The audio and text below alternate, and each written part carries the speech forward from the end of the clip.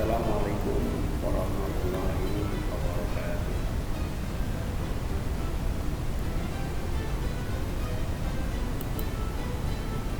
Anak-anakku sekalian, pada pagi hari ini marilah kita memulai pembelajaran kita dengan doa bersama agar apa yang kita lakukan nanti mendapatkan kemudahan dari Allah Subhanahu wa taala.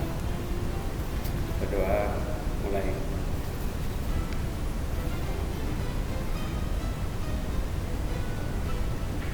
Selesai.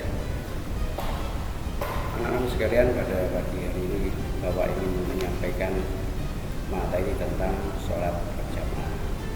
Ya.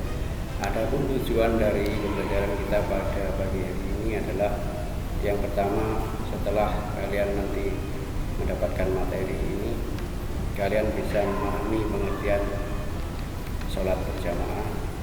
Yang kedua, tahu dasar hukumnya. Yang ketiga, dalil-dalilnya. Yang keempat adalah manfaat dari sholat berjamaah. Yang kelima adalah tahu syarat-syarat menjadi seorang imam. Yang berikutnya, yang keenam, yaitu halangan orang yang ingin sholat berjamaah. Yang ketujuh, keutamaan sholat jamaah. Yang kedelapan, tata cara sholat berjamaah. Yang kesembilan adalah kaitan kualitas iman dengan sholat jamaah dengan ukhuwah Islamnya. Oke, pelajaran kita pada pagi hari ini kita mulai dengan pengertian sholat berjamaah. Bisa kalian lihat di layar monitor itu apa pengertian sholat berjamaah, yaitu sholat berjamaah adalah sholat yang dikerjakan oleh dua orang atau lebih secara bersama-sama dan salah seorang dari mereka menjadi imam, sedangkan yang lainnya itu menjadi makmum. Jadi ini syarat ya, harus ada imam dan harus ada makmum. Untuk yang berikutnya adalah hukum sholat berjamaah. Ya. Hukum sholat berjamaah ini jumhur ulama atau mayoritas ulama mengatakan bahwa sholat berjamaah hukumnya adalah sunnah muakkad, yang sunnah yang dibuatkan. Sedangkan menurut Imam Ahmad bin Hanbal, sholat berjamaah mempunyai hukum wajib. Ya, dari hanya Imam Ahmad bin Hanbal, Imam Hambali, yang mengatakan bahwa berjamaah itu wajib. Ya. Adapun dalil nakal yang mengatakan tentang pentingnya sholat berjamaah, yaitu yang pertama dari hadis Nabi sebagaimana yang kita lihat di sini, yang mempunyai arti, demi jiwaku yang berada di dalam kekuasaannya, sungguh aku bertekad menyuruh mengumpulkan kayu bakar. Kemudian aku suruh seorang azan untuk sholat dan seorang untuk mengimami manusia. Kemudian aku pergi kepada orang-orang yang tidak sholat. Kemudian aku bakar rumah mereka. Ini. Yang berikutnya adalah tidak sempurna sholat seorang yang bertetangga dengan masjid kecuali dengan berjamaah, dan suatu riwayat kecuali di masjid. Ini saking pentingnya ya, bahwa orang-orang yang rumahnya berdekatan dengan masjid itu ditekankan sekali untuk ikut dalam jamaah. Sedangkan dalil Al-Quran itu sebagaimana termaktub dalam surat Al-Baqarah ayat 43, di situ mempunyai arti, dan dirikanlah sholat dan tunaikanlah zakat serta rukuklah bersama orang-orang yang rukuk. Ini mengandung arti rukuklah bersama orang-orang yang rukuk. Ini artinya kita disuruh bersama-sama dengan mereka dalam melaksanakan sholat berjamaah.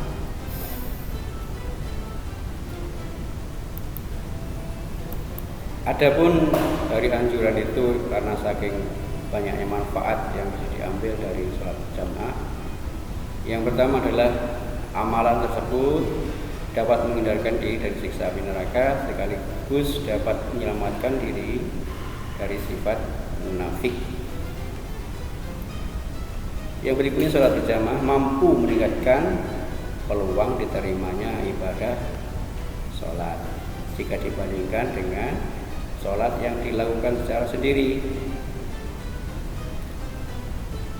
Ketika kita analogikan seperti ini, ketika kita itu bekerja dengan sendiri, tentu pekerjaan tersebut akan sulit untuk cepat selesai atau cepat rampung bila dibanding dengan kita sholat atau bekerja bersama-sama. Itu bisa dianalogikan ke sana, bahwa semakin banyak mungkin peluangnya semakin tinggi untuk ibadah kita diterima oleh Allah Subhanahu wa taala. Yang berikutnya adalah diampuni segala dosa oleh Allah Subhanahu wa taala. Yang berikutnya diberikan pahala yang berlipat ganda, yaitu orang yang mengerjakan sholat berjamaah mendapat pahala sebanyak 20 derajat. Ini sangat besar sekali.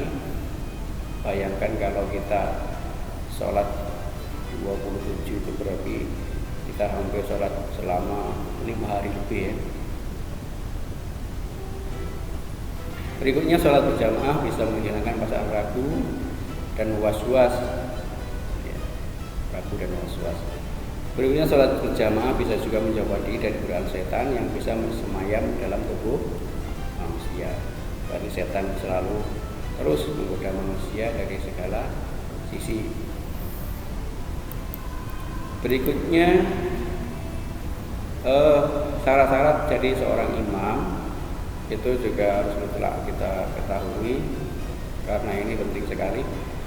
Adapun syarat seorang imam itu yang pertama adalah harus beragama Islam. Ya, Islam dulu. Jadi orang selain Islam tidak boleh mengimami sholat berjamaah. Yang kedua adalah berakal sehat. Sehat akalnya, tidak lagi gila dan sebagainya yang bisa merusak dari ibadah sholat tersebut. Yang ketiga, sudah balik. Balik ini artinya sudah dewasa dan sudah menginjak masa-masa ya balik tadi. Ya balik itu kalau laki-laki ditandai dengan ciri-ciri sudah mimpi basah, dan perempuan sudah keluar darah. Yang keempat, seorang tersebut adalah laki-laki ya, laki-laki. Jadi laki-laki itu prioritas imam, boleh perempuan asalkan yang diimami juga perempuan. Terus syarat yang berikutnya adalah suci dari hadas besar dan hadas kecil. Jadi ketika kita mengimami harus suci dulu ya. Hadas besar itu ya hadas, yaitu ketika laki-laki ya junub atau habis mimpi basah. Kalau hadas kecil ya itu tadi ya habis ke kamar kecil. Terus berikutnya syarat yang kedua adalah mampu memahami bacaan sholat.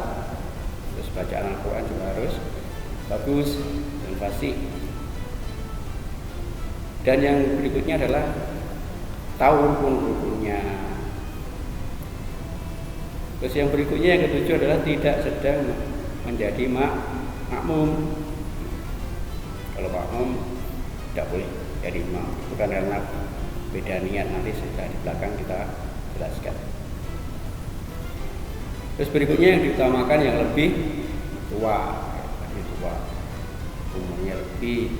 Misalkan ada dua orang yang sama-sama bagus bacaannya, ngerti dan sebagainya, ngerti rukun-rukunnya, itu maksudnya itu diutamakan yang lebih tua.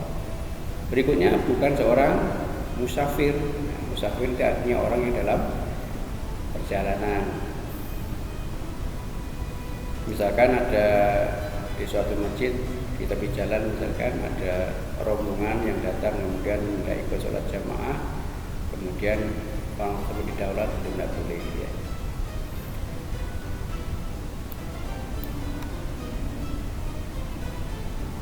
Terus berikutnya